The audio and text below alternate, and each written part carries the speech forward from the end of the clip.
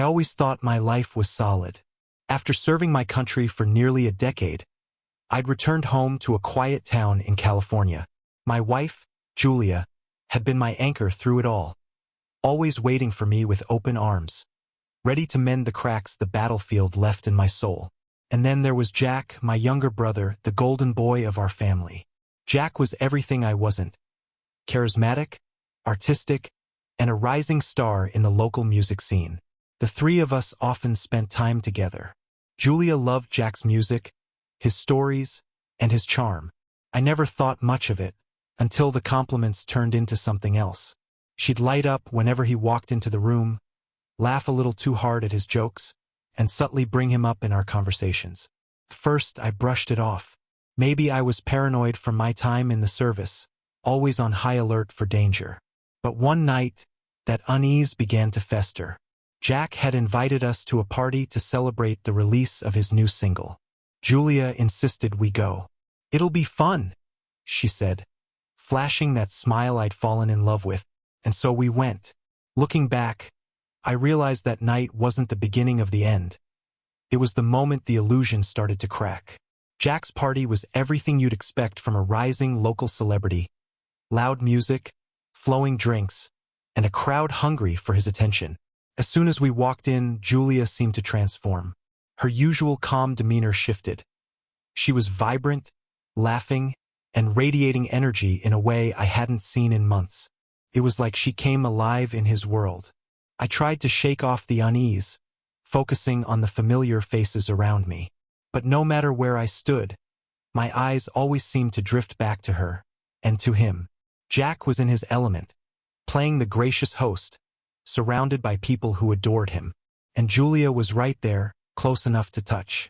At first, it was subtle: a hand brushing against his arm, a laugh that lingered too long, the way her eyes followed him across the room.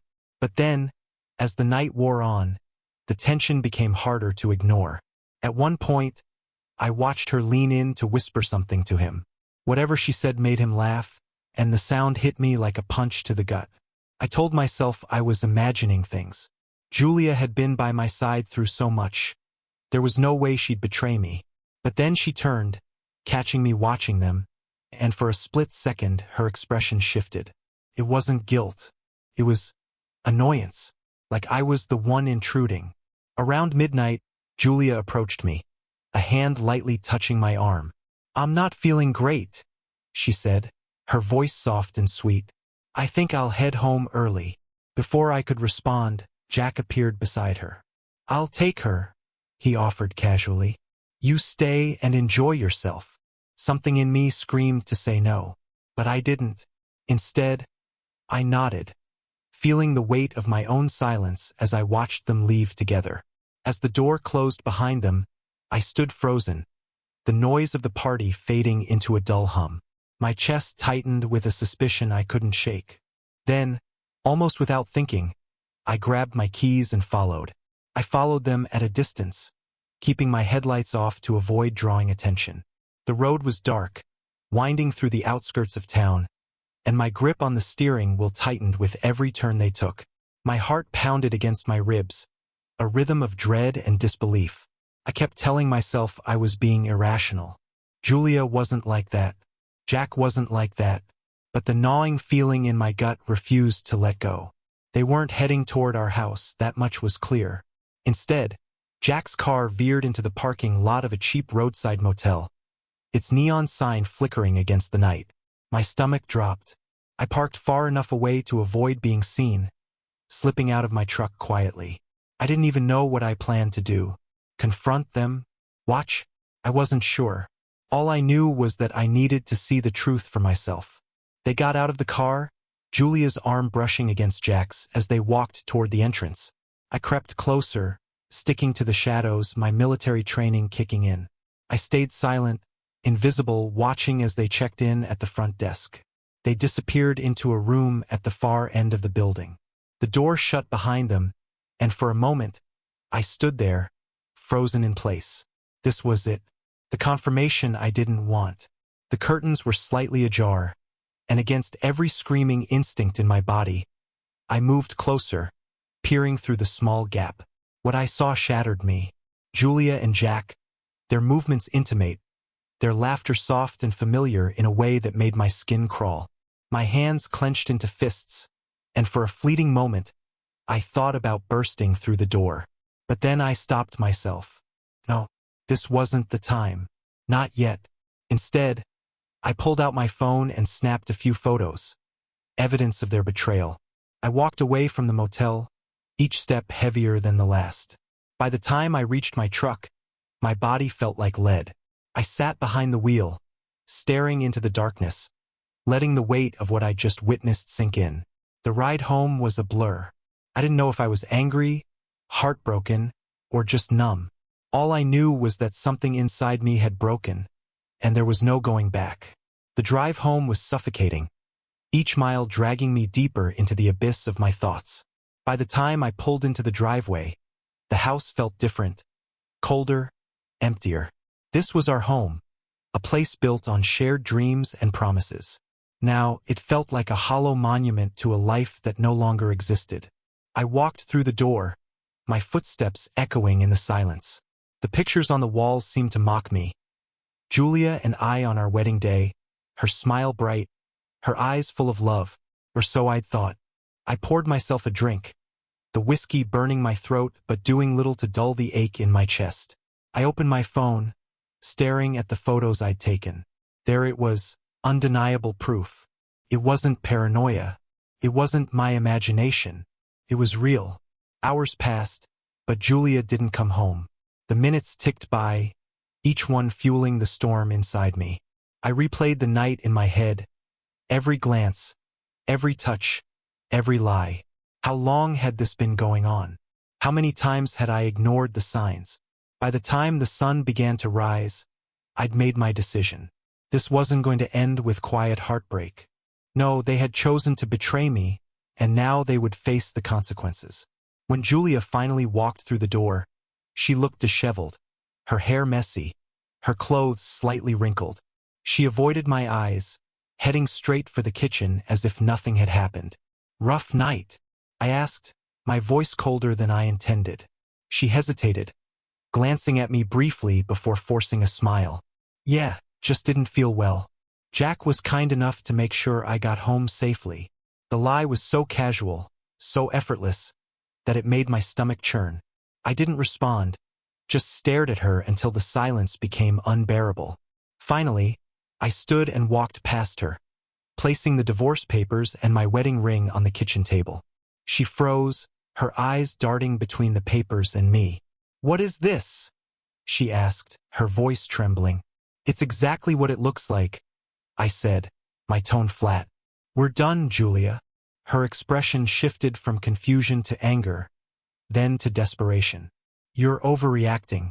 We can talk about this." "No," I interrupted, my voice rising. "You made your choice last night. Don't insult me by pretending this can be fixed." She opened her mouth to argue but stopped when she saw the look in my eyes. Without another word, I walked out of the room, leaving her to face the wreckage of her lies. Upstairs, I sat on the edge of the bed, staring at the empty space where she used to sleep. The pain was still there, but beneath it, something else was growing: determination. This wasn't over. Not yet. The house was silent in the days that followed. Julia stayed out of my way, moving through the house like a ghost, her footsteps tentative as if she were afraid to disturb the air between us. I wasn't sure if she was mourning the end of our marriage or simply the fact that she'd been caught. Either way, I didn't care. I focused on preparing my next steps. This wasn't just about ending our marriage. It was about making her and Jack face the full weight of what they'd done. They hadn't just betrayed me. They'd shattered the trust I'd built in the years since coming back from war. And that wasn't something I was willing to let slide. I started gathering evidence. The photos I'd taken at the motel were just the beginning. I combed through Julia's phone records, piecing together a timeline of late-night calls and messages. Every new piece of information was like another nail in the coffin of my former life. One evening, Julia finally broke the silence. "Michael," she said softly, standing in the doorway of the living room. I didn't look up from the papers spread out before me. "What? Can we talk?" Please. I leaned back in my chair, folding my arms as I stared at her. Talk about what? How long you've been lying to me, or how you thought I'd never find out. She flinched, her face crumpling as tears filled her eyes. It wasn't supposed to happen like this, she whispered. I laughed bitterly. And how was it supposed to happen, Julia? You sneak around behind my back forever? Or were you planning to tell me after you'd run off with him? Her silence was all the answer I needed. After she left the room, I sat in the dark for hours, my mind racing. This wasn't just about Julia anymore. Jack had always been the star, the golden boy, the one who could do no wrong in the eyes of everyone who knew him. And now he'd used that charm to take what wasn't his. But not for long.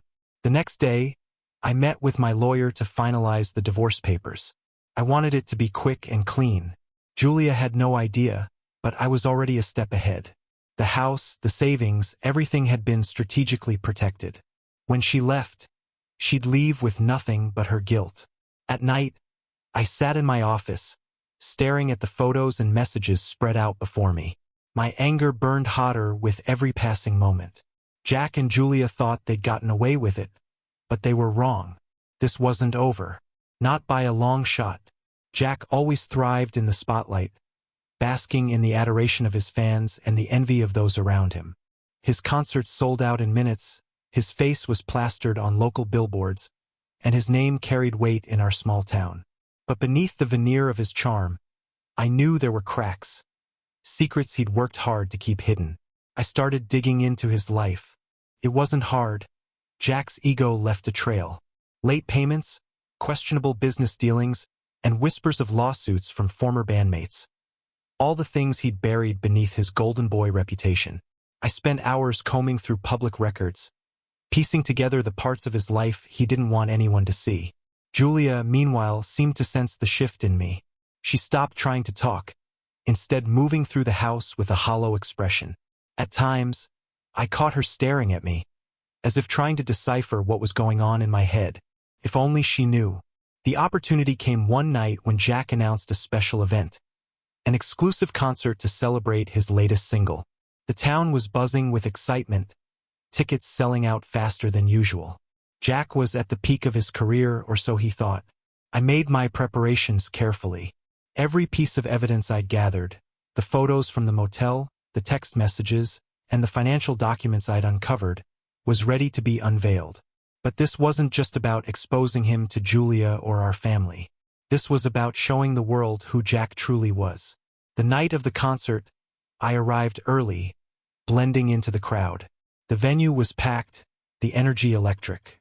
People chattered excitedly, holding drinks and snapping photos, oblivious to what was about to unfold. Jack took the stage, his presence magnetic as always. The crowd erupted in cheers, and for a moment, I almost hesitated. Almost. But then I remembered the betrayal, the way he'd looked at Julia, the way they'd laughed together while I stood outside in the cold. As he launched into his performance, I slipped backstage. It didn't take long to find the control room, where the event's visuals were being managed. With the help of a small flash drive I'd prepared, I replaced the concert footage with my own presentation. I stepped back into the crowd just as the screen behind Jack flickered. At first, no one noticed. But then the images appeared. Julia and Jack at the motel, laughing, holding each other, completely unaware of the camera.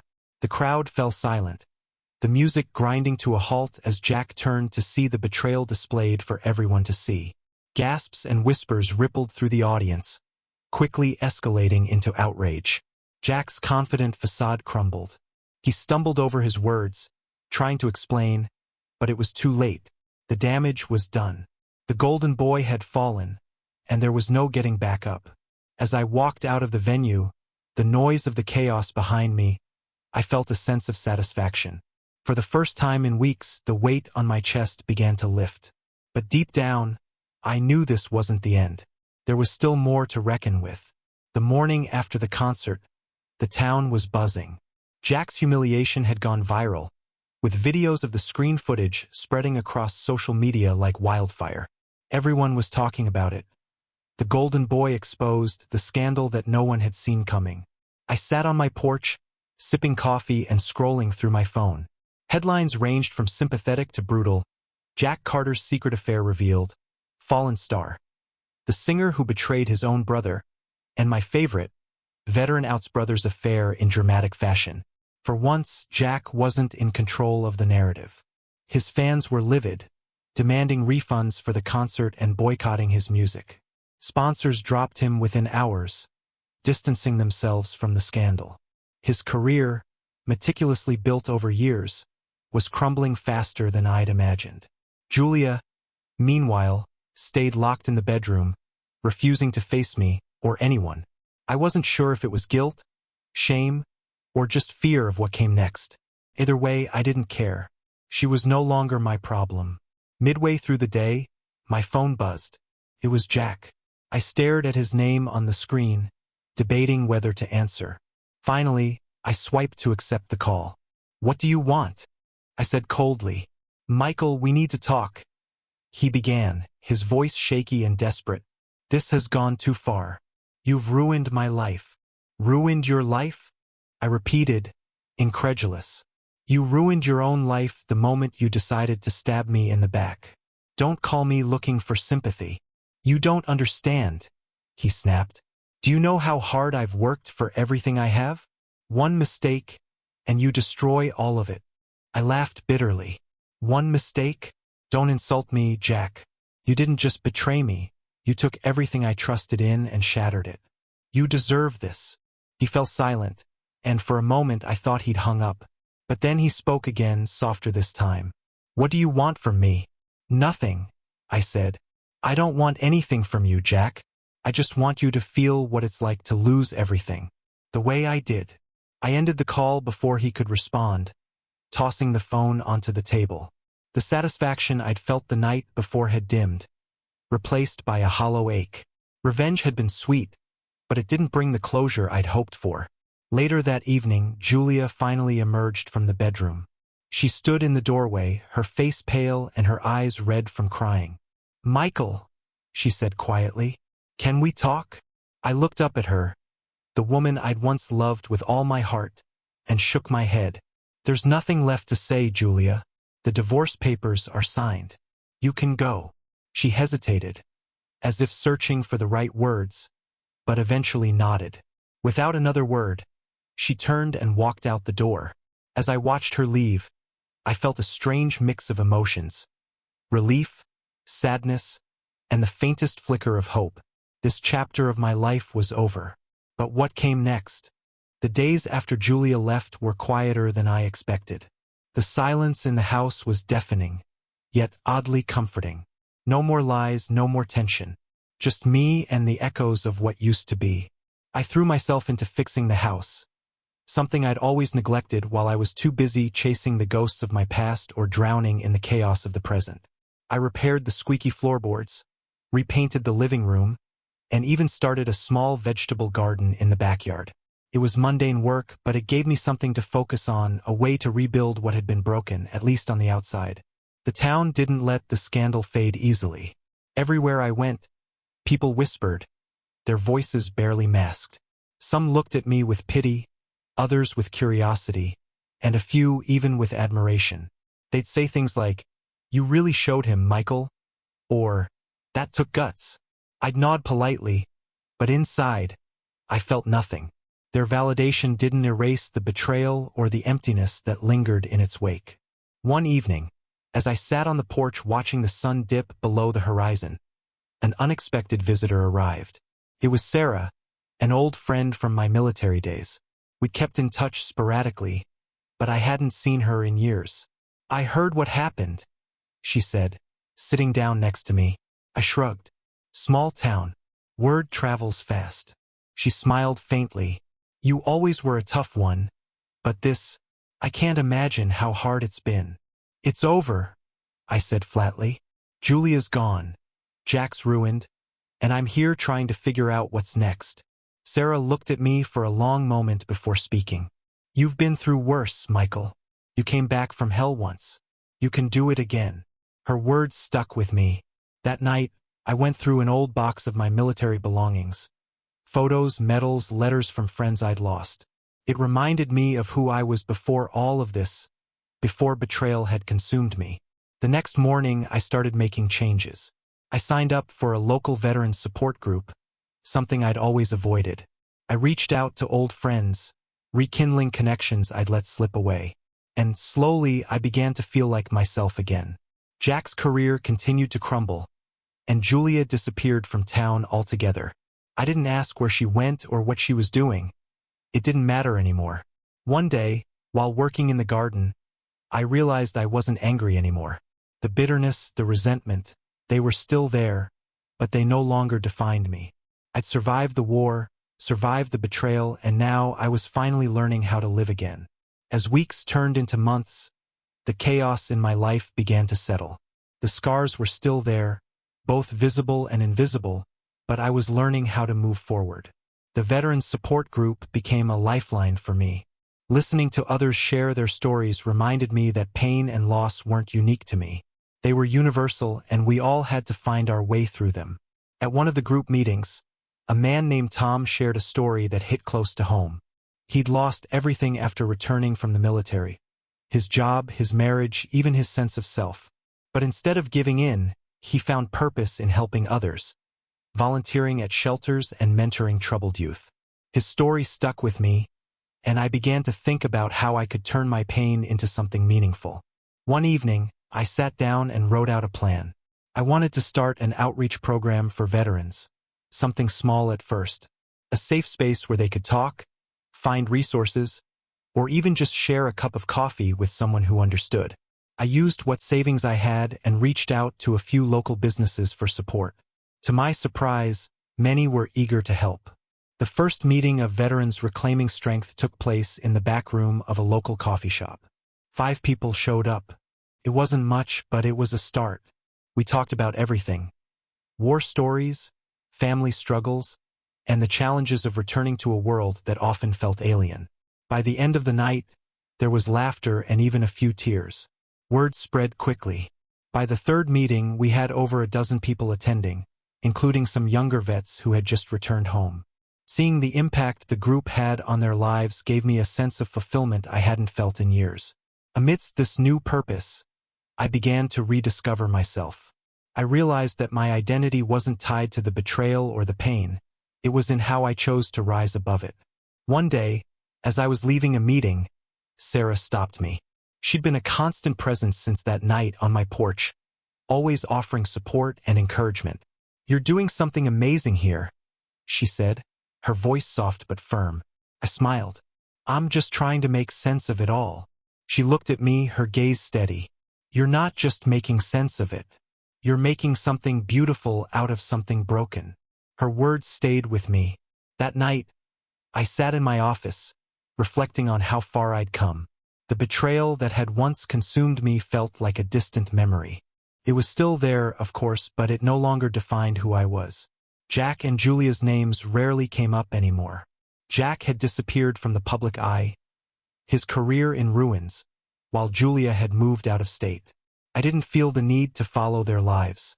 They were part of my past, and that's where they belonged. What mattered now was the future, and for the first time in years, I was excited to see where it would lead. It was a bright, crisp morning when I received the message. The notification pinged on my phone as I was walking into the veterans group meeting. I didn't recognize the number, but the subject line caught my attention. "Julia needs to speak with you." For a moment, I stood still, the weight of the past pressing down on me. Julia. I hadn't heard from her since she left, and I had no interest in reopening that door. Yet something inside me stirred. Curiosity, maybe, or just a deep sense of unfinished business. I ignored the message for the time being, but the words lingered in my mind throughout the meeting. Afterward, I sat in my car and stared at my phone. I knew I had to make a decision. Did I want to face her, confront the ghosts of our past, or leave it all behind me, where it belonged? I chose to face her. We agreed to meet at a small cafe on the outskirts of town. The place was quiet, with only a few scattered patrons. When Julia walked in, she was almost unrecognizable. Gone was the vibrant, confident woman I'd once loved. In her place stood someone who looked worn, tired, and fragile. She didn't look at me as she took a seat across from me, her hands trembling slightly. "I didn't think you'd come," she said quietly, her voice filled with uncertainty. I nodded, taking in a slow breath. "I'm here, but I don't know what you want from me, Julia." She winced at my words but pushed forward. I wanted to apologize. For everything. For what I did to you. I was selfish, and I hurt you in ways I can never take back." I studied her, watching as the woman I once knew struggled to find the right words. The anger I'd carried for so long didn't rise up the way I expected. Instead, a heavy sadness settled over me. "Why, Julia? Why did you do it?" She swallowed hard, her eyes brimming with tears. "I don't know. I was lost. And Jack, he was always there, always making me feel seen. But it was a lie. Everything was a lie. I never wanted to hurt you, Michael. I swear. It was a moment of weakness. And now I realize the cost of that moment, and it's too much to bear." I stared at her, emotions swirling inside me. It wasn't the apology I was hoping for, but it was the one I needed to hear. I took a deep breath, steadying myself. "I've spent so much time trying to make sense of it all, trying to make sense of you. And the truth is, I don't know if I'll ever understand why you did it. But I've learned something through all of this." Her eyes locked onto mine, desperate for more than just my forgiveness. "What have you learned?" "That I can't live in the past anymore. That I can't let you or Jack control my future." I paused, letting my words sink in. "I've rebuilt my life, and it's not perfect, but it's mine. I'm moving forward, Julia, and I hope you find your peace too." She looked at me, the weight of my words settling over her. She nodded slowly, her expression a mix of regret and acceptance. "Thank you," she whispered, "for giving me this moment. I'm sorry, Michael. Truly." I didn't say anything more. I simply stood and walked out of the cafe, leaving the past behind once and for all. As I stepped into the sunlight, a sense of finality washed over me. Julia was no longer the person I thought she was, but neither was I the person I used to be. I had survived the storm, and now I was free. The days after I saw Julia were quiet, peaceful. There was no drama, no chasing ghosts from the past. I kept my focus on what mattered. My work with the veterans, rebuilding my life, and finally feeling like I had a purpose again. The scars were still there, but they no longer defined me. I had always thought that I needed closure, an answer, a moment of resolution. But what I had learned over the months was that closure wasn't something someone could give you. It was something you had to give yourself. And once I did, the weight that had been holding me down lifted. The group continued to grow. Every week, more veterans came in, looking for a space where they could find understanding. And each time someone shared their story, I saw the same transformation I had experienced. The shift from pain to healing, from darkness to light. It was as if I were helping others in the same way I had healed. One afternoon, as I was finishing up a meeting, Sarah came by. She had been a constant presence throughout this journey, always offering support, a steady hand when I needed it most. "You're doing incredible things here, Michael," she said, her voice full of pride. I looked around the room, where veterans were chatting and laughing, some of them already starting to form bonds with each other. It was something I never could have imagined back when I was drowning in pain. "I'm just trying to make a difference," I replied. Sarah smiled and stepped closer. "You're making more than a difference. You're giving people a chance to reclaim their lives, their purpose, just like you've done for yourself." Her words hit harder than I expected. For the first time, I realized that I had come full circle. I wasn't just surviving anymore. I was thriving. And in helping others, I had found something I hadn't even known I was searching for. Peace. As the group left for the day, I stepped outside to take a deep breath of the fresh air. The sun was setting, painting the sky in shades of orange and pink. For the first time in years, I felt at peace with the world. There was still so much I didn't know about the future, so many questions left unanswered. But for the first time in a long time, I wasn't afraid. I had come through the storm, and now it was my turn to embrace the calm. And maybe, just maybe, this was the beginning of something new. Thank you for reading through this journey with me. Life has a funny way of throwing curveballs at you, but it's how you choose to react that defines your path forward. I want to hear your thoughts. Did you see any of this coming? What would you have done in my shoes? Leave a comment below, and if you haven't already, hit that subscribe button. The journey doesn't end here. There's always more to learn, and I'd love for you to be part of it.